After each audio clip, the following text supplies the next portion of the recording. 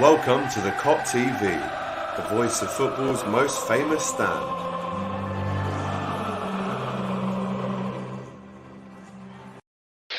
Yes, good evening and welcome back to the Kop TV, the voice of football's most famous stand. You all know that by now. Sorry, it's been a long day. I've just been telling Welford I've been standing outside in the pissing rain in the Hackney Marshes filming Kop Bins with Doyle Lad.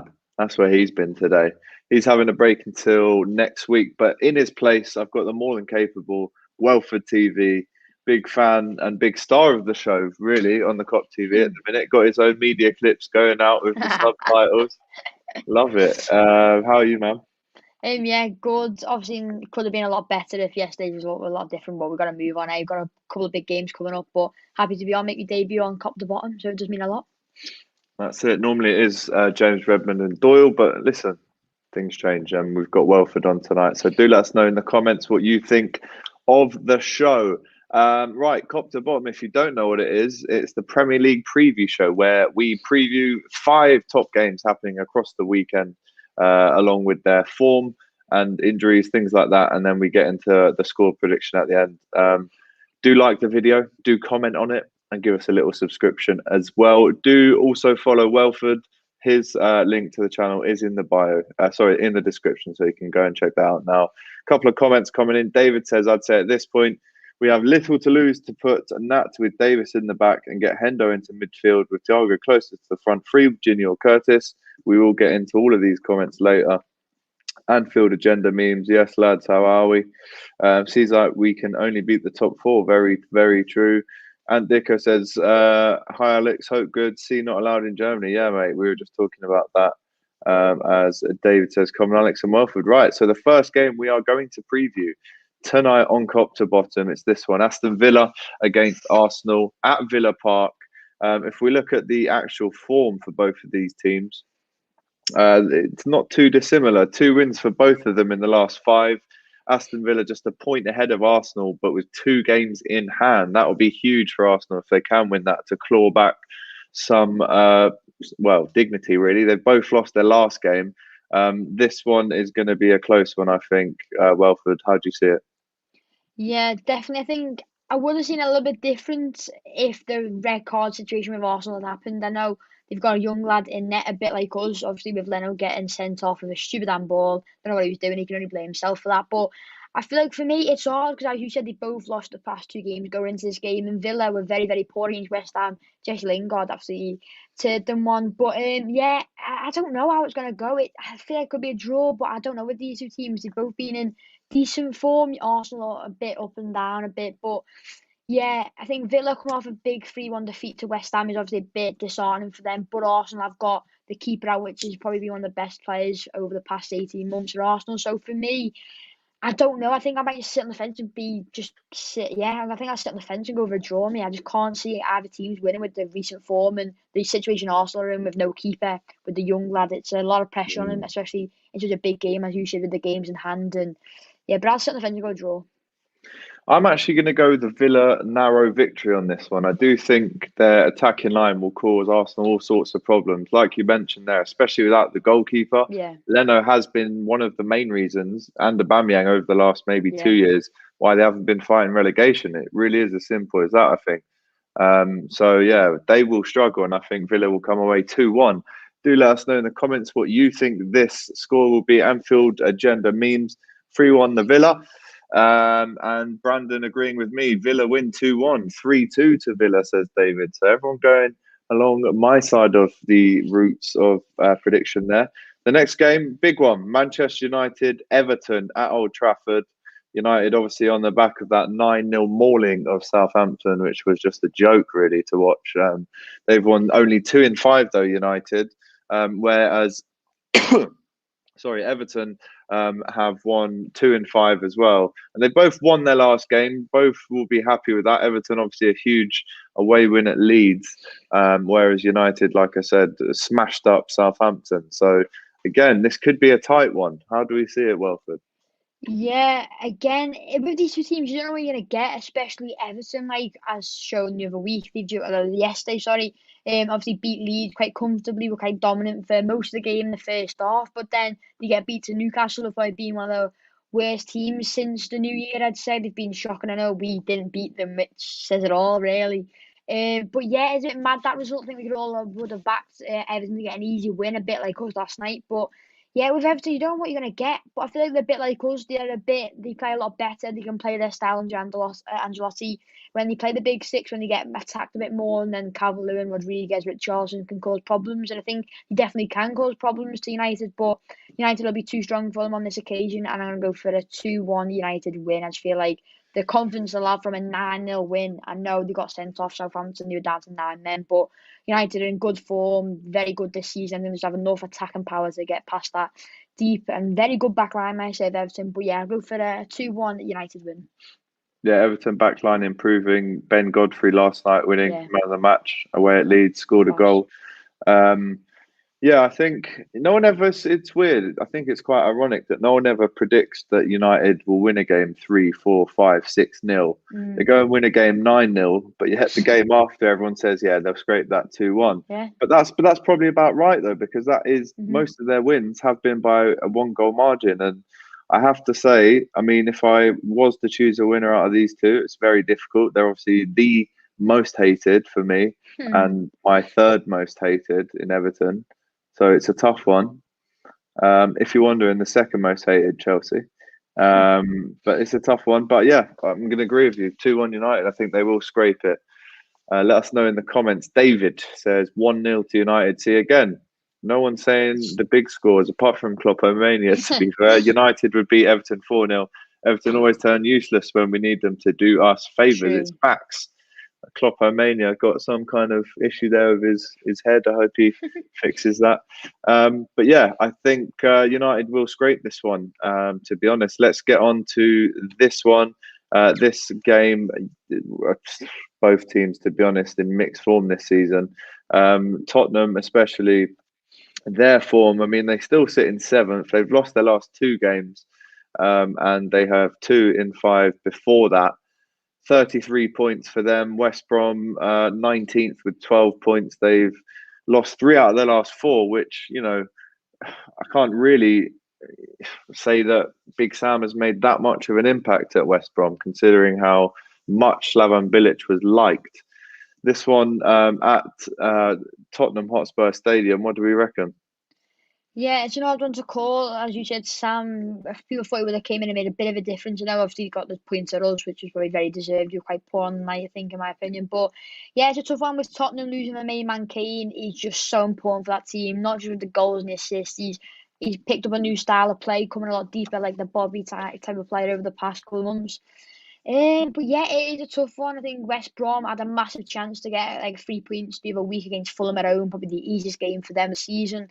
But I'm going to keep it nice and simple and go 1-0 Tottenham win. I just feel like there's not going to be much in it. It'd be a bit of a poor game to watch, not much happen. But I feel like Tottenham, a goal from Son will just be enough to just put West Brom down even more and maybe send them fully into that relegation battle and they'll be scrapping to get out. But to be fair, West Mm, Brom, they kind of, if you're going to go to a big six club, the one team, maybe other than us, it would be Tottenham for me. I feel like you can get out them. Fulham obviously did the other month, getting a last minute winner with Carvalho. But yeah, I'll have to back Tottenham. I think they've been poor, but they should bounce back hopefully with this win. And I'm gonna go 1-0 Tottenham.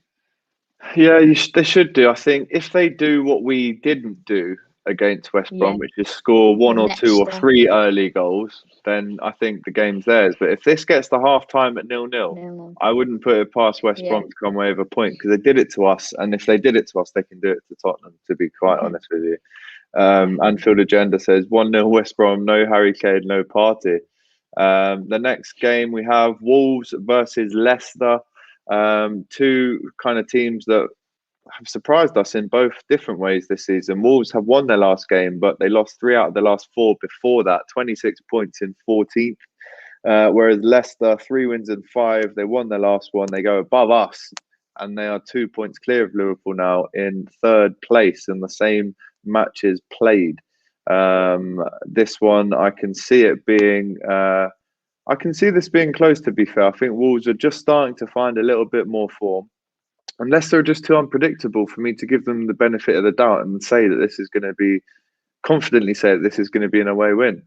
They're just so inconsistent. So for me, I'm going to go with 2-1 to Wolves. And hang on. Darren Wheeler, what do you think the score of this game is going to be? Wolves and Leicester. Talking about being put on the spot, a draw 2-2. Leicester 2-2. were beaten just recently. Vardy's out. Wolves obviously beating Arsenal was a big result, good performance, albeit Arsenal 10 men or 9 men. They were coming into a bit of form. Arsenal, Wolves, I think that's a big confidence boost for them. They're at home again. It's back to back. So I think 2-2. I think Leicester are a very good side this season. Last season they were very good until they dropped off with Project Restart. They were beaten at home against Bournemouth 4-1, and we all felt that's a result of Bournemouth to stay up. And I fancied Villa at the time to get down, but went to the finale and they stayed up. And I go for the draw on this one. My gut instinct is 2-2. Desmond 2-2. Hi, by the way. Are you all right? Sorry? How are you? Sorry, I just wanted to say hi. Oh, good. Yeah. Okay, lovely. He's talking to me. Sorry. I just jumped on there. I was out there, so I'm only back now. So I was out and about getting running a few errands, so car wash and stuff. So put on the spot, Wolves, Leicester. So yeah, 2-2. All quite a lot to take in, isn't it? Talking about Wolves and Leicester. Wolves and the Foxes. Still getting over last night. Oh, mate, well, listen, let's talk about Liverpool versus Manchester City at Anfield, under the lights, 4:30 kickoff. There's going to be rain, there's going to be snow, and there's going to be goals. Obviously, we need to bounce back. It's the type of game that you would think this is a typical Liverpool game in which they do bounce back in. Naturally, this season, we've taken 6 points out of 21 against the bottom 6 teams, but these are the kind of games that we win. Probably got the best record out of the top 6 in head-to-heads. I'm just going to give my 2 cents on it before I chuck it out to the lads, and obviously reflect on last night as well. It's rare I actually give my opinion these days. It's more of a, what does everyone else think? But I am going to have a minute on this. Yeah. And I think last night, and I won't go back on it, it was one of the worst performances I've seen in recent times at Anfield. And we've probably seen that 2 or 3 times this season, actually, with the Atalanta game, the Aston Villa game, and there's been more, to be honest. And now, not for 1 second am I blaming Klopp. It's unfair to. And if you actually flip it on the other side, he's done incredibly well to even be in the picture at this stage, considering all the injuries. And it's just an absolute weird season. But I fully expect us to win this game. And we've got Boovy on the channel tomorrow, big Man City fan. That's at 1 o'clock. That was actually the most live viewers I ever had on a video. Was the time that he came on last time to discuss this game that happened in November, which was a war fest. But I do think this one has got goals. I can see a 3-1 Liverpool victory. And if we lose this game as well, then it's just a case of biding our time until we can get Virgil back in. But for me personally, the centre-backs, and this is going to answer the question of the title there, who's going to play centre-back? For me, the centre-backs have to be, and they have to be, Nat Phillips and Ben Davis. Welford, What is your reaction? Oh, Darren, he's giving his cards away early doors. Welford, we'll come to you first. Yeah. No, it was just... Yesterday. Go on, Darren. No, go ahead, Welford. Go ahead, Welford. Yesterday, to be fair, I unleashed a lot of anger and a lot of build-up has been building inside me over the past couple of weeks. I'm normally quite like sitting on the fence a lot. I don't normally give too much praise out. I don't normally slag so many people off. But last night, it was just, I was fed up. It was boiling up inside of me. I just couldn't stand it much longer. But yeah, this game on Sunday is, if we lose now, there's a padlock and the key's being thrown away for that title. There's no way it's physically, I think it would be impossible to stop these. They need to lose. If they win, if they beat us on Sunday, they need to lose at least 5 games, and they've still got a game in hand to make it 13 points. So they're never losing 5 games from here to the end of the season. No matter where they are in the league, they'll never lose 5 games. So it is a tough one to call, but I'll stick what I was saying last night. I'll go 3-1. And as you said, Alex, this is Liverpool. This has got Liverpool win written all over it, and we've got some positive signs. Obviously, Mane will probably be fit. Obviously, a lot of injury news came out today. Jota's still a couple of weeks away. Fabinho is similar. He's felt a lot better, but I don't know if he's going to be fit enough for the game on Sunday. But I'm going to go 2-1, and me partnership at the back, I'm going to go Fabinho and Kabak. I'll change it up a bit. I feel like for me, Kabak, big centre half. I know he's a hot head. And I feel like for me, we need someone like that in that game to be rash in the tackles, not too rash and end up leaving the pitch with 10 men. But I think we need someone in the back to roughen them up. Sterling, Jesus aren't the biggest and strongest types of players. We've seen Gomez last year roughen Sterling up big time, and we know what happened with the England squads and stuff like that. For me, 3-1, Kabak, a great debut. Maybe a bit of a bullet header like Big Virg, but yeah, 3-1. And if we win this, I'm still saying it's over, but if we can pick up 9 points from the next possible 9, which is a lot asking for, but it's no Liverpool thing to do. We could play. I'd feel more confident playing City, Leicester, Everton than playing Southampton, Newcastle, Sheffield United. But yeah, 3-1, and me partnership will be Kabak and Fabinho. Darren? Hey. I think 2-1. I think it's gonna be a tight encounter. But like I said last night, big game, big occasion. Anfield stage is set. Pressure on us obviously to bounce back, but there's as much pressure on us as there is, I believe, with Man City. It's probably equal because they're in a good run of form now.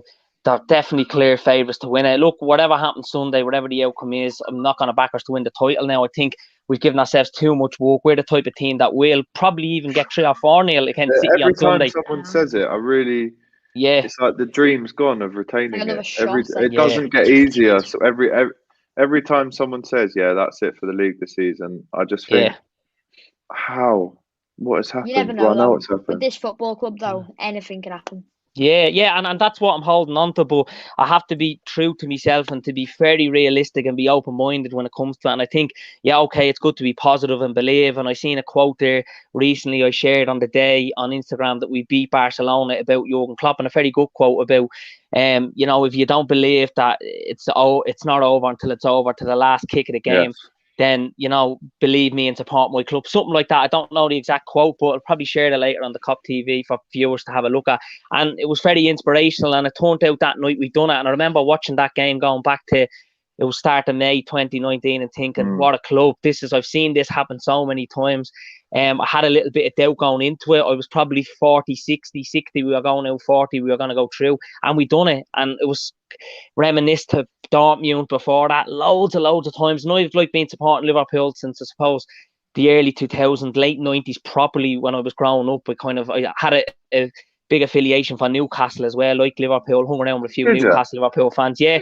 But I always took the side of Liverpool, but I've always a soft spot for Newcastle. Get off, But I always took it then for Liverpool. But obviously growing up, you're a bit, who do you support? I had no influence at home really on who I support, so that was a good thing. So I took it up myself to support Liverpool at a young age, probably 6 or 7. So we've seen it all before with Liverpool. It's the type of club traditionally at home, at Anfield, big game, always deliver. But I just think, regardless of delivering or not on Sunday, it's just too much work to do in terms of the title. We just don't look like a title-winning team. We haven't got that resilience or that grit that we've had in the last 2 seasons. Man City are just coming into really good form. They flourished. But our problems and our excuses have been so many injuries in that one position. To have your 3 main centre-backs, because we started off the season with only 3 centre-backs in Virg, Joe and Joel. And to have those 3 out, especially the 2 lads who were our first 2, no doubt about it, and Virg and Joe, out for the whole season. And Matip was in and out of the team. He was had great 2 games, then he was out, then he was coming on at half-time in games, and there was too much rotation, too many centre-back pairings, and that spine of that Liverpool team now is broken up because you have Henderson playing centre-back, you don't have him in the middle. And Firmino at times was in now the team as well. We rotated with Jota up there. So I just think we've given ourselves so much work to do. We're obviously not the same teams we were last season. And look, I don't think any of us coming into this season felt we were going to get another 90-something points this season. It was just so hard to do with 3 seasons in a row. Okay. But look, I'm going to back Liverpool with 2-1, and let's just see how it goes. But look, I certainly think second, third is more than realistic for us. But I do fancy now City to go on and do it regardless of the result of the weekend. Love that. Right. There was a comment here from Ant Dicko, who's a regular watcher, Scouser. What do you lads think about the ESPN report that we could see more flights banned with no exceptions? I mean, this would obviously impact Liverpool's game against Leipzig in the Champions League, which has caught some headlines. We can't go to Germany. We can't play there. We'll have to see what the outcome is on this one. Me and Welford said maybe it's a Zoom Champions League. Yeah, well, it's talk of Wembley, isn't it? It's been on there, so yeah, it could be London. Yeah. Is that more of an advantage for us? I don't know. It's obviously I would imagine the squad would still travel by plane to it. I don't know. I think, look, the Champions League, I posted last night about winning the 7th European Cup. I think that's realistic for us this season. I look around Europe, there's no major world beaters to stand out to me. Look, ourselves aren't world beaters either this season, but we might just have the know-how and the knack to do it this season, and it'll all go down to Leipzig. I mean, how well we do against them, what the result will be. They're not going to be easy either. They have a strong, good team there. They sent United packing, didn't they, in the last game they played in Europe? So, but let's see. We'll fancy our chances with anybody, and particularly Man City. We might get them again. It might be like a couple of seasons ago in the quarters, and we have their card marked in Europe. I think any team does once it gets to the quarters, don't they, though? Yeah. Right, Welford, thank you for coming on Kop To Bottom. It's both of your debuts, to be fair, so well done. Doyle will be back with us next week, and just a little reminder, we did film 2 episodes today of Kop Bins in the pissing rain in Hackney Marshes in London. Myself and Doyle were with Jamie Knight, the freestyler, who's officially the 9th best freestyler in the world. So he's got an incredibly funny episode coming out, as well as Tricky as well from the For the Culture podcast. He was wicked. I'm actually live, guys, on Sky Sports News tomorrow at 4:45, previewing this game. So do watch Sky Sports News if you can tomorrow at 4:45. I'm also on Premier League tomorrow at 7:20, previewing the game as well. And then we also have at 1 o'clock tomorrow a match preview with Boovie as well. And then we also have the post-match reaction show on Sunday, where you'll see these 2 lads again. That's enough for me. At the end of the show, there's all your predictions for the weekend's games.